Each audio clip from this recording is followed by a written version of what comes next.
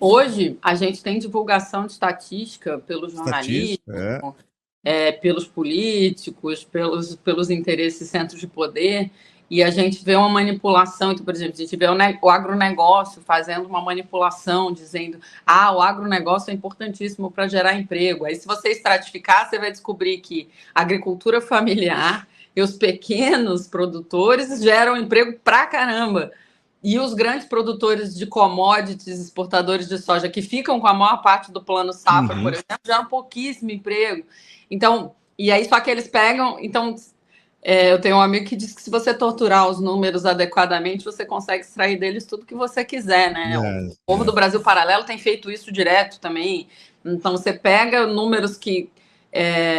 eles não são propriamente mentira, mas eles são construídos de uma tal forma em que ele te induz por exemplo, acontece muito com denúncia de corrupção também. Eu me lembro quando, há muitos anos atrás, uma capa de um jornal, não me lembro mais qual, se foi a Folha, o Globo, escreveu assim: Manuela Dávila tem um crescimento de 1.500% no seu patrimônio.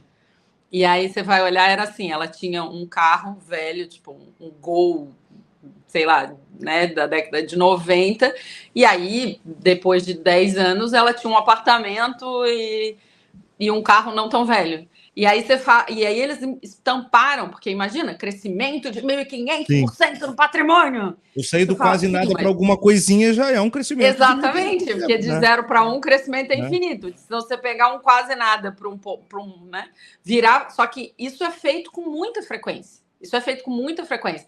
Quem não tem filtro, quem não estudou estatística... Outro dia eu estava conversando com o Lincoln Seco e ele estava dizendo que uma das pesquisas que saiu sobre o presidente Lula e o apoio ao governo, que eles tinham mudado o extrato, aumentando na proporção a quantidade de gente de classe média, da chamada classe média, que eu nem gosto de chamar isso de classe média, porque nem é, né? Mas das pessoas que ganham, acho que acima de 5 salários mínimos e tinha aumentado dentro das pessoas que tinham sido entrevistadas, a proporção dessas pessoas tinha aumentado, era completamente desproporcional com o todo, e assim é que eles tinham feito a manipulação, porque essas pessoas, em geral, não gostam do presidente Lula há muito tempo, desde sempre, praticamente, né? Sim.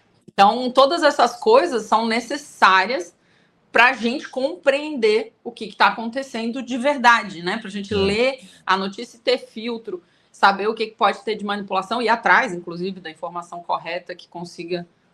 enfim, falei demais, mas que como eu disse, né? Se eu puder, eu só falo de matemática. Não, mas e é fundamental, professor, porque quando a gente chega a esse universo em 2025, em que, por exemplo, a cada 15 dias está saindo uma pesquisa, né? Eu nunca vi tanta pesquisa em período não eleitoral na minha vida. Mas tudo bem, elas estão aí. E elas geram impactos imediatos na sociedade. Eu mensuro isso pelo nosso chat aqui. Saiu uma pesquisa às 8 da manhã, o programa está abrindo. Se ela não é uma pesquisa satisfatória, já começa a gerar um certo grau de descontrole. E muitas vezes ela está vocacionada para isso, né? Ela está preparada para isso. E aí, veja, justamente a falta dessas rédeas na mão, né? De um conhecimento e uma tutela sobre as informações. A gente comentou outro dia, na quarta saiu uma pesquisa da Quest.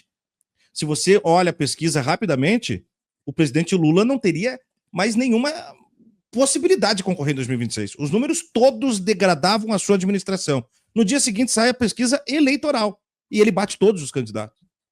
Então, quer dizer, é a tortura dos números para revelar aquilo que eu quero que eles digam. Dependendo de como você... Os caras que trabalham com isso, eles sabem que dependendo de como você fizer o viés da pergunta, claro, você consegue um tipo X de resposta.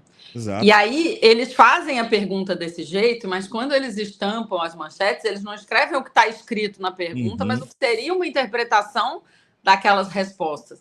A gente tem um caso que é bem clássico, que muita gente, quando ficou sabendo que, por exemplo, a medida de emprego e desemprego, a gente não faz... inclusive agora, depois da gente muito denunciar, eles passaram a falar de ocupação, ao invés de falar de emprego. Mas a pergunta era, você procurou emprego nas últimas 2 semanas?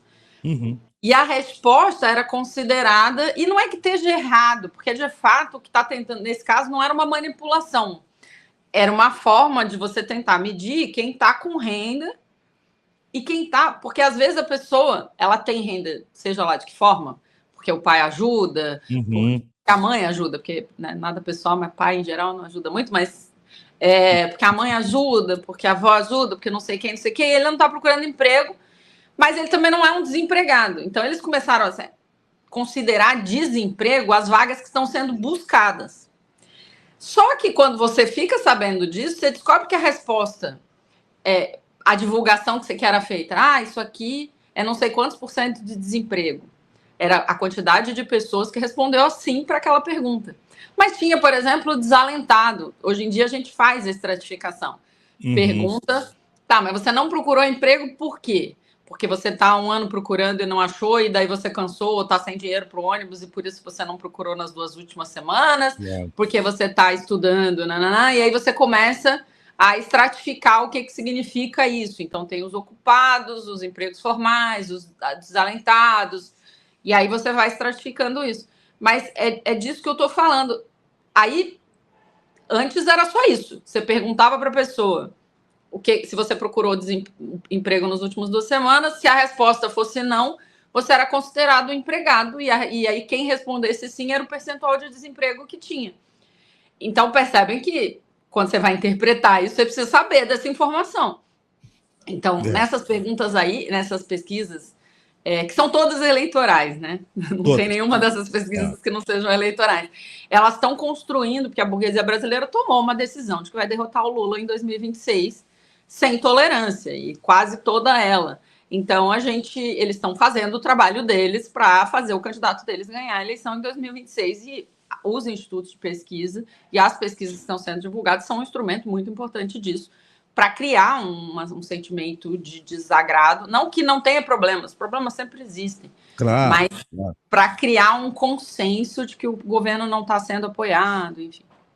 Uma outra coisa dessa pesquisa que me saltou os olhos era a margem de erro, ela batia até 10 pontos percentuais. Poxa, é uma margem tremenda, né? Então, ela pode dizer muita coisa, né? Ela pode dizer muita coisa, mas ela está direcionando uma resposta, em que pesa aquela resposta poder não significar nada, porque com 10 pontos percentuais tem um universo ali, né, embutido, né? A gente fala isso, né? Se a margem de erro é 10 pontos percentuais e alguém teve 15 pontos, quer dizer que o negócio pode estar variando de 5 até 25, o que significa que essa pesquisa simplesmente pode ser jogada no lixo, porque se alguma coisa está variando entre 5 e 25 a respeito de opinião em relação ao governo, ela não está valendo nada, ela não está te dando uma informação, só um dado inválido, né? E isso acontece várias vezes, né? As pessoas também, essa coisa, né, do que é empate técnico, eu me lembro que a gente brincava, né, que o Ciro Gomes estava entre ter nenhum voto, se você botasse na margem de erro, ele tem entre ter nenhum voto e estar em terceiro, porque daí você percebe que essa coisa é muito aleatória.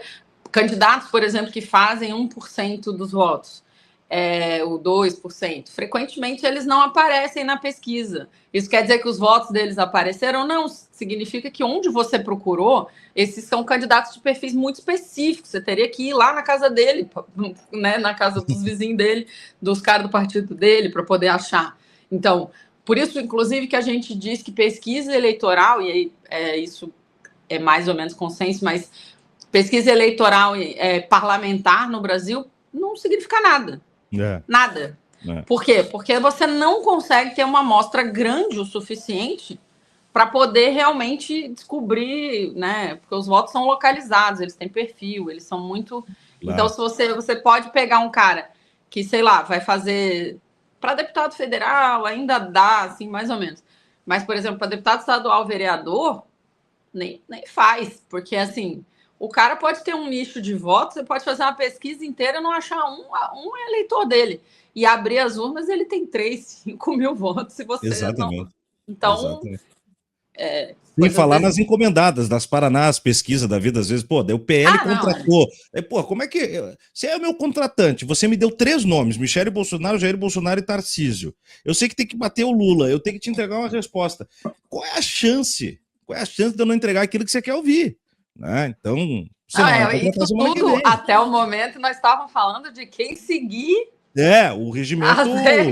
estiver no nível da manipulação, né? sem a mentira, sem vergonha. Mas tudo isso se embola também, né? O mesmo passo ali dos 10%, se você está próximo dos 50%, pô, com 10% a menos, você não tem a maioria da população em algum grau de resposta. Mas com 10% a mais, você tem. Agora, é aquela coisa de manipular o número. Ó, Lula não alcança a maioria dos jovens no Rio Grande do Sul. Ou talvez sim, né? Ou talvez sim. Não, mas a gente tem casos assim que isso aí pode acontecer direto, isso é muito sério, né? A gente precisa, aí é que tá. Inclusive, de novo, nós de esquerda, se a gente quer fazer uma análise concreta da realidade, e é importante dizer que a Rosa de Luxemburgo, o Marx, o Lênin, o Engels, o Marighella, todo esse povo estudou matemática. E não estudou pouca, não. O Marx escreveu um tratado sobre cálculo diferencial. O Engels escreveu a dialética da natureza, escreveu as ciências naturais e dialéticas. Eles sabem que você precisa entender dessa base para poder realmente analisar as coisas como são. Se não, e aí isso acontece, né, com a esquerda, senão a gente cai no jogo deles mais rápido que eles, às vezes. Claro. Porque esse tipo de manipulação que você está falando, mais direta, o que eu vejo de gente de esquerda que reage, a gente não pode cair nem nenhuma pesquisa serve para nada, porque eu também já ouvi isso. Não, mas eles entrevistam 3 mil pessoas no Brasil inteiro, como que isso vai ser representativo? Dá para ser. Dá para fazer estatística muito bem feita de representação da opinião pública da população brasileira sobre determinadas questões nacionais, se você, com 3 mil pessoas, representando um colégio de 80 milhões, dá para fazer. Claro. Mas, ao mesmo tempo, a gente tem que olhar qual que eu vi o teu gato passando aí. Agora já... O método. Eu tenho um amigo que sempre fala assim, se você for fazer pesquisa, se você entrar numa churrascaria ou num restaurante vegano e perguntar o que as pessoas entendem, né, sobre comer carne, você vai ter respostas bastante diversas. Exatamente. Então, né, opostas, obviamente. Teve uma vez que aconteceu aqui no Instituto, foi uma coisa... Eu fiquei bem triste, assim, porque no Instituto que eu trabalho, quando começou a pandemia, a gente começou a discutir com a reitoria que tinha um problema que era, para acessar aulas virtuais, a gente precisa garantir que todos os alunos tenham acesso à internet. E aí a reitoria organizou, na época, uma pesquisa via internet se as pessoas precisavam ou não de internet. Quem está em casa, responda se está em casa. É mais ou menos isso. Exatamente, né? Bater de em casa para ver se tem demanda por moradia. Não, né? Então, claro que não vai dar certo. Então, coisas como essa, e depois você publica um número, fala, não, nós pesquisamos, nós mandamos e-mail para todos os estudantes. Todos disseram que sim, não sei 100%. Quantos responderam, e desses que responderam, 90% diz que tem acesso à internet. Aí você fala, claro, né? É óbvio. Porque os que não têm não ficaram nem sabendo que a pesquisa existe. Que absurdo. Então, tudo isso está na conta, né?